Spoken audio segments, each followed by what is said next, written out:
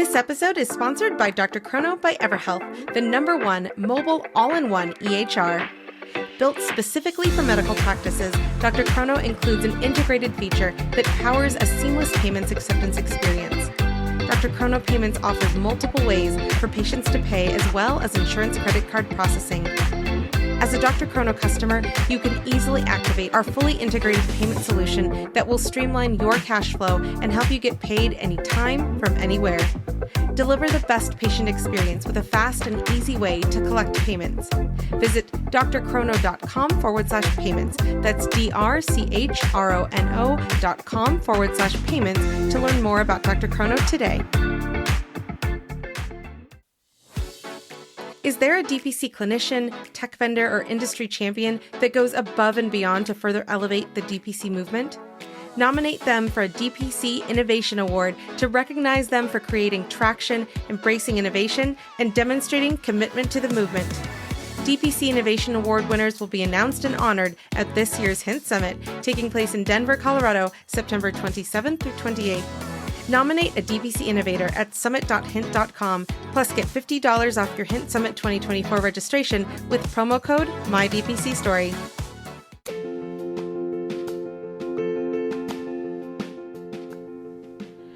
Direct primary care is an innovative, alternative path to insurance-driven healthcare. Typically, patients pay their doctor a low monthly membership and, in return, build a lasting relationship with their doctor and have their doctor available at their fingertips. Direct primary care is access, comfort, and convenience, and simplifying and improving things in order to provide the best care possible for my patients. I am Dr. Lauren Hughes of Bloom Pediatrics and Lactation, and this is my DPC story.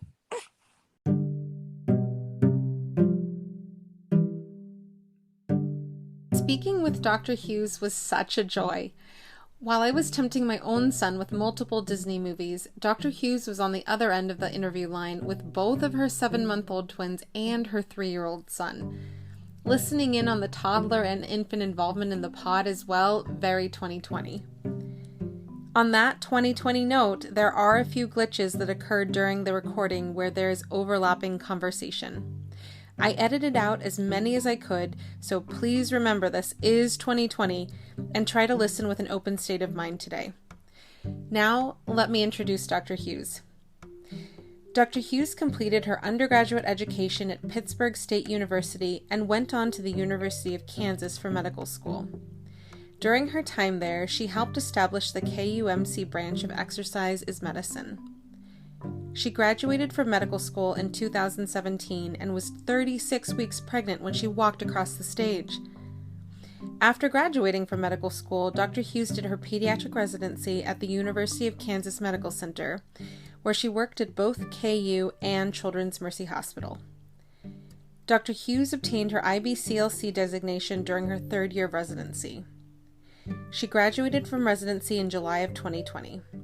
She is a member of the Academy of Breastfeeding Medicine, the Midwest Direct Primary Care Alliance, and the National Direct Primary Care Alliance. Welcome to the podcast, Dr. Hughes. It's great to have you on. It is so unique that you are a practicing pediatrician as well as an IBCLC. I wanted to start our talk with how did you first learn about DPC? I first learned about DPC my intern year of residency. I was doing what all interns do and trying to figure out what I wanted to do with my life, and was scrolling through Facebook as I am a millennial, and saw a post in my physician mom group of Kansas City by the owner of Health Suite 110 in Overland Park, Kansas.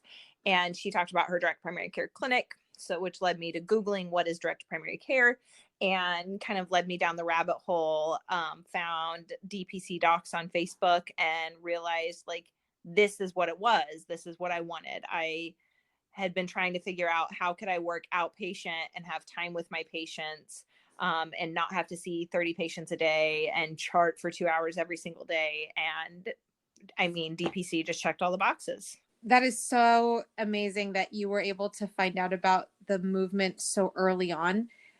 there are definitely a lot of people learning about the model after residency, but for you to have learned about it and decided very early on in your training that that's what you were going to do after training, what a wonderful way to drive your clinicals and to drive your experiences. I hope that somebody out there or more than one person is listening to your story to also get that it was exposure great because early I was on. able to tailor my electives to, okay, I need more exposure to derm or cardiology or GI or whatever it was. I could get that exposure and I could tell them, hey, I'm going to be solo private practice.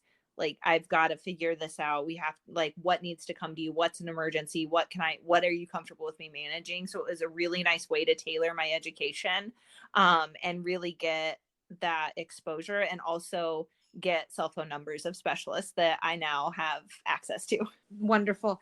You don't necessarily think about in residency, who are you going to talk with or ask advice of later on. I think as a family medicine doctor, I only really thought about that in my third year when, things were getting real and jobs were about to happen after residency. And so that's fantastic that you had, again, that strategy in place of this is what I want to do so early on. After you had learned about the movement and you decided that you were going to open your own DPC clinic, when did you decide on the name for your practice? And how did you strategically plan your practice in preparation for opening after residency? My husband actually came up with the name. He said, you're blooming as a resident, and the kids in your practice, they're growing up and they're blooming. So bloom was just a nice representation of all of that, of the development of kids and myself in this practice. So the name worked out really nice. And I just liked it. And what I had envisioned originally was just, before I became a lactation consultant, I had just kind of imagined that I would just be able to do care and have time. And that was the big, thing that I had imagined, was that I would have time and I would not be burdened with the bureaucratic boxes and meaningful use and Press Ganey and all of those extra things that you have to be inundated with as a practicing physician. So what I just imagined was just simple medicine. So my dad is a family doc in our small town, and it was, people got stitches on our kitchen table, and so it was very, he used to get, whenever he was in private practice, someone paid him in chickens and fruit, so that was what I'd grown up seeing, was that this was what medicine is. And it's this, you just take care of patients. And then when I went into residency and I saw what it's become with just kind of excess, unnecessary things, I knew that that's not what I wanted. I wanted to practice more old school medicine like my dad. And so that's kind of what I'd envisioned. And then as I got closer to it actually becoming a reality, then it was, okay, what do I want my space to look like? And as I became an IBCLC, then it was, how do I incorporate breastfeeding medicine? And so I was able to, it evolved with me throughout residency. How did you go about designing your logo? So I had the original design. I did that. And then I had someone on Etsy kind of pretty it up. It's a beautiful logo, and it really, you look at it and bloom is definitely one of the words that comes to your mind, even if you didn't read bloom. So what about your website? That was something that I worked on for quite a while, just going through and making it look exactly how I wanted. I used Squarespace, and I just Googled a lot of code to make it look how I wanted. In 2020, that's something that anyone who has that interest and drive is able to do easily. I mean, I think that's so empowering for you to not only develop your practice, but even to the point of developing your practice where patients are going to make their first touch with you. So that's fantastic. And you did a great job. I love the layout. I love the colors. I love how everything goes together. And especially now that you have the video of yourself right when you pop up the website and you are explaining Bloom Lactation and Pediatrics. I think that is not something common that you see on any fee-for-service type and of so website. that actually, I created that video. I did a new mom event last month, and they wanted kind of an explanation video, so that was kind of the push I needed. I just made it. I had originally made it for that. I was like, this is really helpful, and people don't necessarily want to go through a website and scroll and read, so I was able to make the video that I think does a good job of explaining things rather than having to write a huge long paragraph about it. Yeah, and it's so personable because it's you explaining the value and the practice. I mean, when people are looking for accessible care and they see their future doctor saying, you don't have to go to 4 different visits or specialists to get care when you could see me and I can even come to your house. That's just so reassuring for a parent who is wanting that type of service. How has it been since opening your doors? My doors are not technically open yet. So COVID has really thrown a wrench into my physical space opening. I've been waiting for a permit to be able to be in my clinic for 3 months, and I still don't have it. They had to furlough a lot of the city workers. Everyone's working from home, and there has been just a lot of delay in getting the things that they need. So it's been difficult in that sense. I have my entire clinic sitting on my kitchen table, essentially. So I've been just doing exclusive home visits, which that has been a really cool experience because I'm able to see kids in their environment. And that, like if you have a new crawling infant and there's where I come and see you and there's cords on the ground or something, we can talk about baby proofing. What an experience then for you to be able to do that, especially right now exclusively, although not planned.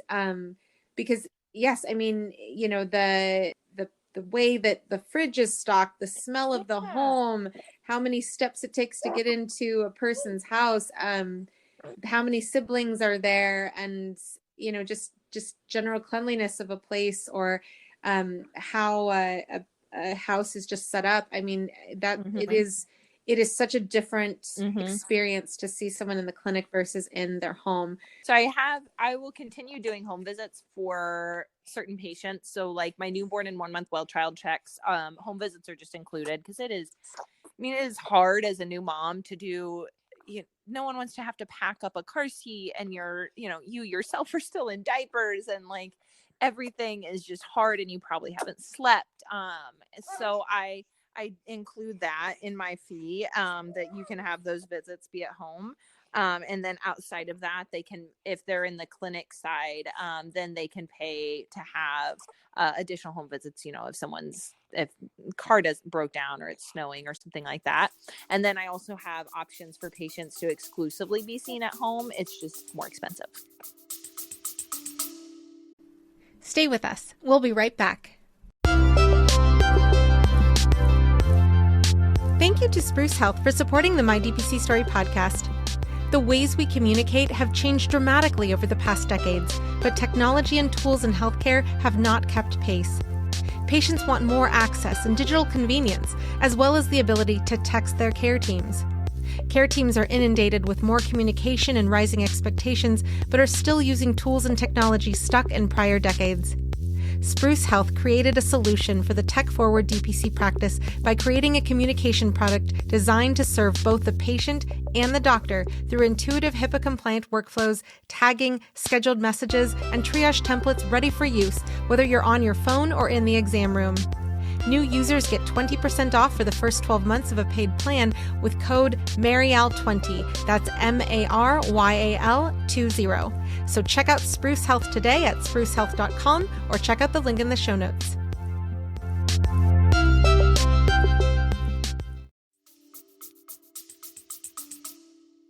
And I think you make that very clear on your website in terms of Bloom at Clinic and Bloom at Home.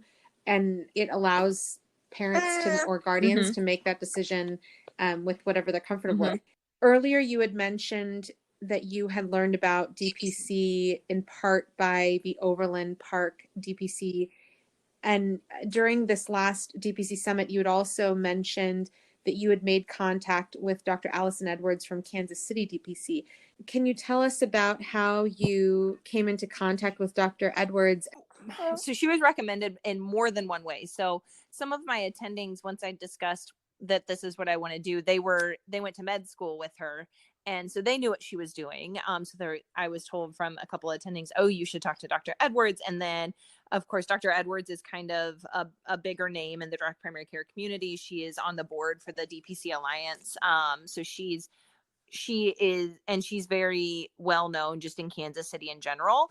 So I was able to reach out to her and say, this is what I'm interested in, and I just ask you questions, because in med school no one gets taught how to run a business or what you need to run a business. If you join a practice, people have how your med mal picked out for you, and you just have to sign that. You don't have to figure out, okay, what forms do I need? What legally do I need to have set up? Who do I talk to legally? How do I find an accountant? How do I find a space? All of these things. And so there's a lot more than just being a doctor that goes into starting a practice. And so she was a great resource for just finding people or telling me what I needed. That this is how you get started. So she was great in that regard. And then we also had the same loan in med school. So we both went to KU, and we were recipients of the Kansas Medical Student Loan Program. So the KMSL is a loan program that the state of Kansas does, where they will pay you a stipend and pay your medical school tuition if you work in an underserved area in Kansas. So that includes Wyandotte County, which is Kansas City, Kansas. And so then so that was also the same county where I went to med school and did my residency. So I was able to talk to her about that. How does it work if you don't have an employer, and and I'm self-employed. And so it was just a lot of logistical things that she was just fantastic in terms of being a resource for. That's wonderful that you had that mentorship with Dr. Edwards. And it's really nice to know that you have someone local in your state who was able to give you that financial advice with regards to the loan repayment too. Beyond direct primary care, you're also in partnerships with specifically Raising Littles and Oh Baby. So I have two different partnerships. So I have one with Oh Baby KC, and that is owned by someone named Mary Pope. So she is a doula and is wonderful. She was actually one of the very first people that I ever talked to outside of like my residency people and my family, and about Bloom. And that was a couple years ago. And, I wanted someone's perspective of, what do you think about this? Would anyone want this? Would anyone pay for this? So she has been kind of cheering me on for the last couple of years. So my thought with partnering with doulas is, it is a really nice way to work together. Doulas are fantastic support throughout pregnancy and through delivery. And she also provides postpartum doula care, which is the coolest thing that I did not know existed. And that is, you have someone that can come in and help with breastfeeding. They can make dinner, they can wash dishes and wash bottles, they can hold the baby while you sleep, they can help you do chores or whatever you need in order to function after you have a baby. They can come in and help do that. They can stay overnight, they can do whatever you need. And so that pairs really well with my practice, because those are the people that they want more personalized care and more access. So we did a partnership with my 4th trimester package, where I offer just that really intense 4th trimester care, where, that's where most questions are coming from. And are they growing? Are they jaundiced? Are we having issues? So we did a partnership with that, because it works really well, especially with that postpartum care. And then we also work together in terms of, once my clinic space opens, my lobby will be used for her to film and do socially distanced education classes. So they do like labor classes, childhood, like birthing classes, like prenatal things. She does all kinds of education. So it'll be a really nice place for her to work. And then for me on the pediatrician side, it's a nice way to get pregnant families, and pregnant moms and their families into my clinic and see what I'm about and the access that they could have. That's fantastic that you have that offering paired with your practice. Boy. And then my partnership with Raising Littles, Marnie is a gentle sleep coach, and that it just, with how I practice and how I mother, it just worked really, really well. So many times, anyone from, okay, newborn, they only sleep on me, to, okay, 4-month sleep regression, to 9-month sleep regression, to 18-month sleep regression, to my 3-year-old won't get out of my bed, to how do I transition from a crib to a toddler bed? What do I do about frequent wake ups, or whatever it is? I like, you learn the basics in medical school and residence, or in residency. You learn, like, okay, we can talk about sleep hygiene. I can tell you how to manage night terrors. We can talk about putting them down drowsy but awake. But my experience and my knowledge is limited. That's not my area of expertise. Just like I wouldn't pretend to be a speech therapist or a physical therapist. Like, I'm not a sleep expert. So having someone that I can work with, that I can refer patients to, and we go both ways, where we offer discounts for members of each other's practices. It's really nice for me to have someone that I can say, hey, you're having trouble with sleep, here you go. And I've been able to network with so many amazing professionals just in Kansas City, in terms of mental health therapists and people that specialize in like postpartum and parental anxiety, to people that with birth trauma, and then with like other forms of therapists, like speech therapists and physical therapists and occupational therapists, and other IBCLCs, like all of these professionals in Kansas City. This practice has really opened up my ability. I didn't know this existed. And so I've been able to meet incredible people and really create this strong network to support families. Stay with us. We'll be right back. Have you tried an AI scribe in your clinic? Well, I've tried so many, and I can say Heidi Health is the best AI scribe I have come across thus far. With Heidi Health, I can create unlimited customizable templates for my notes to help me truly cut down on the time I'm spending charting. Template for pediatric well child check? Done. Template for weight loss management? Done. Some of my favorite things I've built into my AI template, beyond the general soap note, are having a list of actionables for our team to take after a patient visit, having the diagnoses listed, and creating an after-visit summary for our patients. Not only have I found Heidi Health to be the most helpful, customizable AI scribe so far, it's also more affordable than most out there. So try Heidi Health today and see how you can harness the power of an AI scribe for your practice. To get an entire month of Heidi Pro free, go to the homepage of mydpcstory.com and click on the Heidi Health ad. It's not easy to find that type of care in whatever community you're in. I'm in rural California, where that type of care is just unheard of. And so that's great that through working in these partnerships, you're able to develop that network to make a stronger community for all of the kids who are, involved in your practice and their practices. I want to ask, is Marnie doing care via virtual visits right now during COVID, or is she going She is doing all virtual care the right homes now to talk with parents, or both? And she does it everywhere. So she's able to see anyone anywhere, which is really great. You also offer circumcisions and autonomies.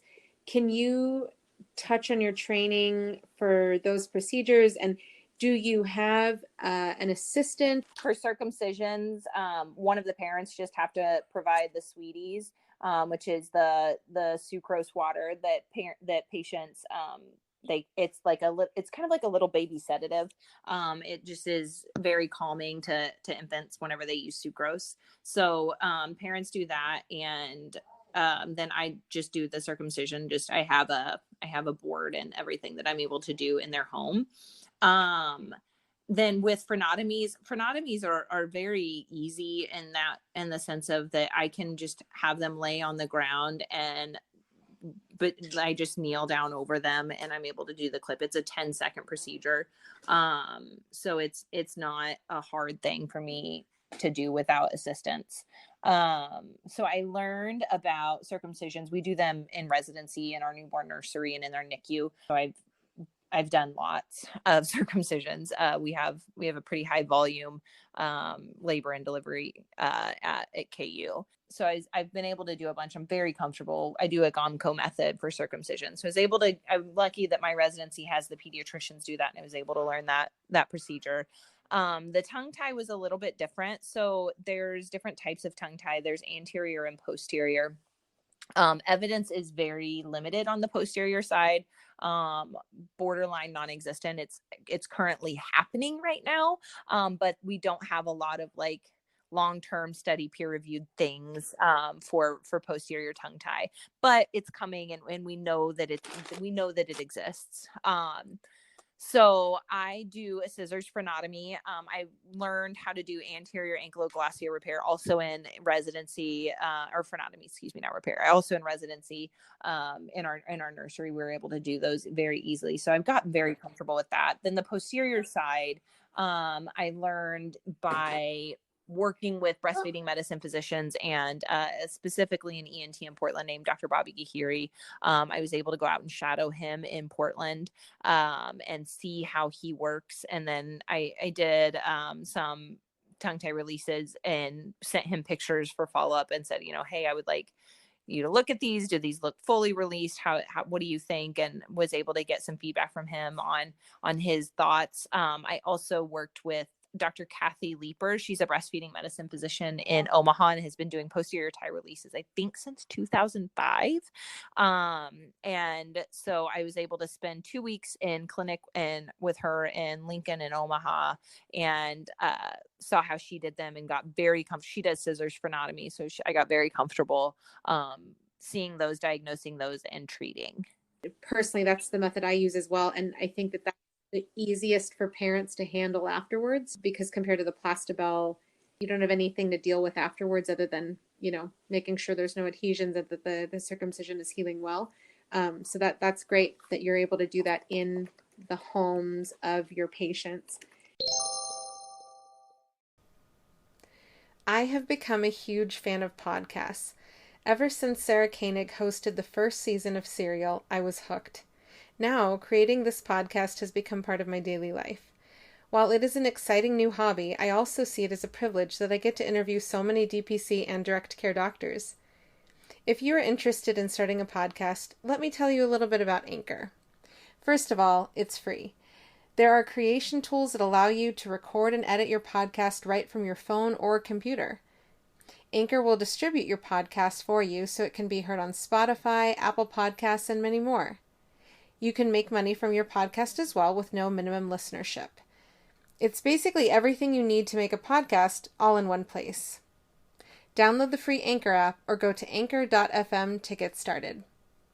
During this conversation, you and I have been with our kids in the same rooms. So I want to ask about how has it been after graduating residency, opening your practice, and having twins that are 7 months old, and your son. How has that been? And not having a clinic, it's added an extra layer. So I've been able, since I haven't had a clinic, I've been home with my kids a lot more. My twins, I really haven't been away from them. So that's been interesting. Because I mean, with residency, you don't have that really. With my oldest, I started residency when he was 7 weeks old, and I was immediately on inpatient, and we were away from. So it's been really nice being home. So I've been able to have a really nice relationship with them and really get to bond with them. And then it's been great with my 3-year-old because I've been able to be home, and he goes to daycare, or to preschool, but he goes for shorter days. So I've had more time with him. Balancing patient care and mom, and I just recently took my board exam. That has all been really interesting. Finding the time to do all of those things, to, feed the twins and to go on walks with my kids, and then make sure my patients are being well taken care of. Having this type of practice, I think it's easier than being in a fee for service practice, because the growth is slow. You're not jumping into 30 patients a day. So I'm able to figure things out as they come, instead of having to go home at the end of a long day and figure it out. So the balance has been really nice. So important for people to hear, because mom, dad, parent, guardian, whoever is listening to this, I think that it is so important to just rehash how different a DPC model is versus fee for service, because I can't agree with you more. Being in fee for service currently, the idea of balancing what you have, including boards, it's just impossible. I can't even imagine that. So, thank you for sharing your experience. One of the things I love about your clinic is your social media presence. And I would really love to hear how you produce your content, specifically with this latest series that you've done on vaccinations. I write about things that I see people talking about on mom groups, frequent questions that I get from patients, things that I wanted to know about as a new mom. So I don't have a whole lot of rhyme or reason to what I decide to post, other than what is, I think, relevant and helpful. So like how to have a safe Halloween, or, questions that I see a lot about, like people thinking at 6 weeks, all of a sudden my baby's constipated whenever and so I can talk about infant dyschezia. And then most recently, there has been just a lot of talk with the Dr. Fauci coming and talking about the COVID vaccine, and that what's coming, that a lot of people had been talking about it. And that started bringing up a lot of questions about vaccines in general. And, well, can we trust that this COVID vaccine is going to be safe because it's been rushed through? And how do we know what's in it? And all of those things. So it brought up a lot of questions about just vaccine safety. And vaccine hesitancy is something that has always been interesting to me. And I actually did my senior conference on it in residency, because of my type of practice. I have this very unique practice where I don't have a waiting room full of kids, and I don't have to split up a sick and well side. I'm not limited by insurance time restrictions for patients or for parent questions. So I did my conference on what should I do about patients that or parents that are hesitant about vaccines, or maybe don't vaccinate at all.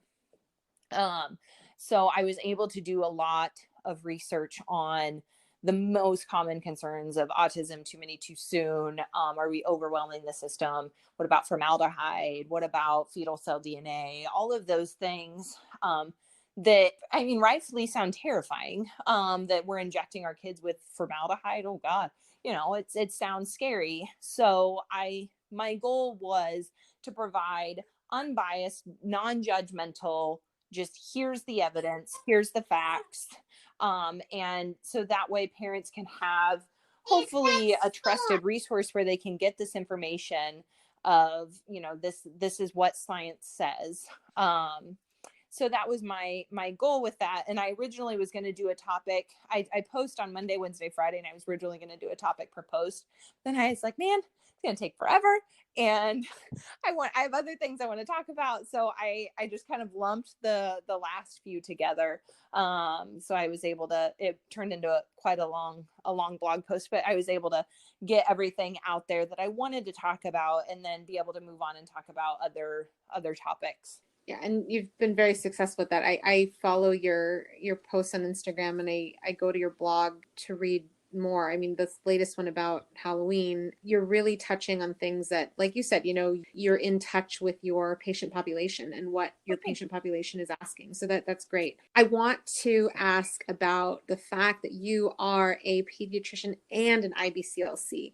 How did you find out about how you could become an IBCLC, and how did you train to become when I was pregnant with my son? I learned about a Facebook group called Dr. Milk, which is Doctor Mothers Interested in Lactation Knowledge, I believe is what it stands for.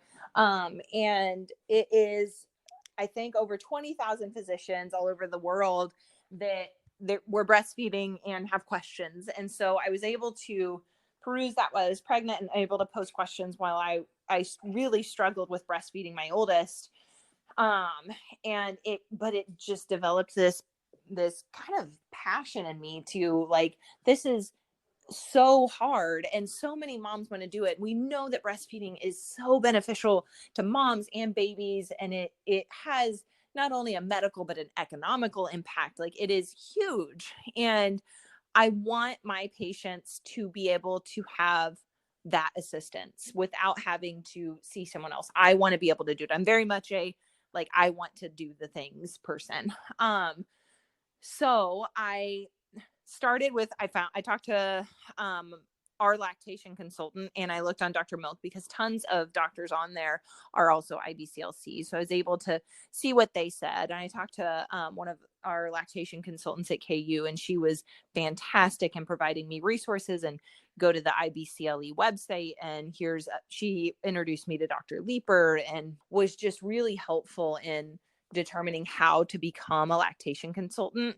So you have to have 1,000 clinical hours and 90 educational hours specific to breastfeeding. And in pediatrics, the 1,000 hours were not that hard to get. I mean, how many times in my newborn well child checks do I talk about breastfeeding, or in the newborn nursery, or in the NICU, or even like on my specialty months, and when I was on renal, it's so many kids that are breastfeeding, and you talk about it all the time. You talk about their nutrition and how that is impactful. So I was able to get those hours very easily as just working as a physician.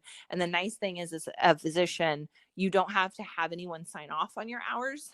They're all self-reported. So I didn't have to make sure that someone's watching me provide this education. It was just part of my well child checks, and I was able to add that in.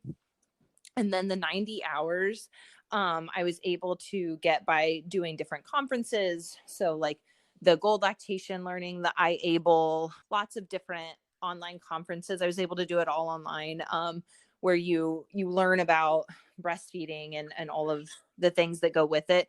The iAble was started by Dr. Anna Glash, and is probably the most relevant for physicians wanting to do it because it is physician led. So it is at the physician level. So you're able to get a deeper knowledge base and get into the diagnosis and treatment side of things, where IBCLCs can help with breastfeeding, but they're not supposed to really diagnose. So you get that deeper knowledge. I'm actually really glad that you mentioned iAble, because coming up in January, I believe there's 2 Saturdays in a row that iAble is offering an online course for physicians. That's $45 for physicians, and I think it's $20 for residents. Yes. But I definitely want our listeners to know that. So I'll put that at the bottom of your accompanying blog post. Just because when I saw $45 versus like UC San Diego, UC Davis, their breastfeeding courses are like in the hundreds of dollars. And so to have that knowledge, even if you're not necessarily an IBCLC, or that you've had 1,000 hours, because I could see that being a little bit more difficult when you're in practice and not doing, nursery rounds, etc. So that, we'll make sure that we include that information. But I'm really glad that you brought up iAble. When a patient is looking to join your practice, or a family is looking to join your practice, you have a form that they complete through your website. And I wanted to ask about your decision and your thought process to use that type of form versus a direct enrollment form, like someone who might be using Atlas or a different format would have, where you're directly linked to the EMR. Here the recording gets cut off, and Dr. Hughes goes on to explain that she uses the EMR Charm for her practice. Charm doesn't allow direct enrollment, which was the primary driving reason behind having a form, there wasn't another option. So I just get, my form includes all the information required from Charm for me to send a patient portal request. And so my patients, they fill that form out, and then they get an automatic email with how to enroll in how to sign up for their patient portal once I send them the request. So it allows me to also call them. They provide their phone number, so I'm able to give them a call and make sure they understand what they're signing up for, how my practice is different, that I don't bill insurance, that I recommend and follow the CDC vaccine schedule. And so it's able to get a lot of those questions out of the way prior to enrollment, and then they come to an appointment and we're like, oh wait, actually we're not a good fit. So it's able to be a nice screener for me as well. You definitely have achieved that with the way that you've set it up and the way that you've asked the questions. I definitely invite people to visit your website just to check it out, because it's a way to get the job done, to help screen and to cut down your time, especially because you are running a micro practice. In terms of tech or tools, as a pediatrician, are there any specific things or products that you recommend for other pediatricians or other IBCLCs? So I would say I like Meta Honey for nipple breakdown instead of using like Apno or something that is a little bit, Apno, what am I treating? It kind of treats everything. So I like being able to direct my treatment. So Meta Honey is a really great for like cracks, and then I just use like topical mupirocin or whatever for any signs of infection. As a mom, I would say one of my favorite tools is the Nail Frida. It is great for clipping nails. And I've yet to see someone actually clip their child's skin using it. And those are accessible to everybody. In terms of resources for learning about or opening a DPC, don't reinvent the wheel. Ask the questions and know that most of the questions you've asked, someone has already asked. And you can find a ton of information that is just really, really helpful. So I would say that is probably the biggest resource for starting a direct primary care is DPC docs, because there's checklists of how, okay, you need to apply for a business license and like those sorts of things. And it tells you how to do them. For those who are considering incorporating pediatrics in their practice, or who are coming out of residency, what would you tell them to inspire them about DPC? It's scary to do it right out of residency. It is scary to start a practice with a family. But the trust that develops between you and your patients is just, it's incredible. That it's such a very noble thing. And it's, we all, as college students, why do you want to be a doctor? I want to help people. Well, this is how you do it. You really provide care.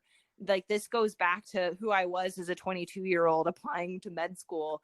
This is it. This is what I imagine. It's this where I can sit and talk to patients and really get to know them. And I don't have to leave myself notes reminding me who they are. I know them. And it's a really incredible way to practice. Thank you so much for joining us today, Dr. Hughes. It's been inspirational talking with you. For those who are listening and who may want to reach out to you after the podcast, what's the best way for them to reach you? Email me. My information's on my website, bloomdpc.com. DPC is in direct primary care. Or they can email me at Dr. Hughes at bloomdpc.com, doctor with a DR.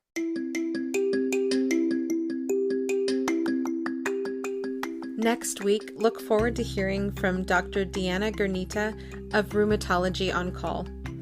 Until then, this is Marielle Conception.